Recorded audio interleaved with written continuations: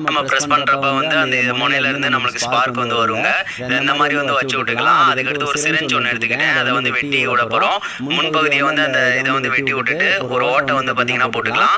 2 ஓட்டை அந்த மாதிரி போட்டு எடுத்துக்கோங்க. அதை கரெக்டாக வந்து அந்த இதை வந்து உள்ள போட்டிங்க அப்படின்னா கரெக்டாக உள்ள வந்து போகிற அளவுக்கு வந்து ஒரு கம்பை வச்சு இந்த மாதிரி எடுத்துக்கோங்க. இந்த மாதிரி அதுக்கடுத்து எம்சியில் வந்து எடுத்துக்கிறேன். இதை ரெண்டையும் மிக்ஸ் பண்ணி எடுத்துக்கலாம். இதை தான் சைடு வந்து போட்டு ஸ்ட்ரென்த் பண்ண போகிறோம்.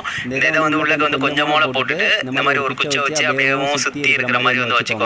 மேலே வரைக்கும் வர வேண்டாம். ஏன்னா அந்த பார்ட் வந்து அமுங்குற இடத்துல வந்து ஸ்ப்ரிங் இருக்கும். அது கவர் ஆயிடுச்சுன்னா அதுக்கடுத்து சுத்தமாக ஒர்க் ஆகாது. இந்த மாதிரி சுற்றி நல்லா கவர் பண்ணி விட்டு நல்லா காய விட்டுருங்க. இப்போ நல்லா காஞ்சிருச்சு. அந்த முனைப்பகுதியை வந்து லைட்டாக ஸ்லீப் பண்ணி விட்டுருங்க.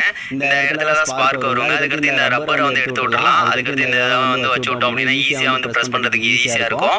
அவ்வளோதான். இது வந்து இப்போ ஸ்பார்க் வருது, ஆனால் தெரிய மாட்டேங்குது. இருக்கான இடத்துல இதை டெஸ்ட் பண்ணி பார்க்கும்போது அந்த ஸ்பார்க் வருது நல்லாவே தெரியுங்க. அந்த கம்பியில இருந்து அந்த இதுக்கு வந்து பார்த்தீங்கன்னா ஸ்பார்க் நல்லா வரும். கேஸ் ஸ்டவ்ல இதை டெஸ்ட் பண்ணி பார்க்கலாம்னு சொல்லிட்டு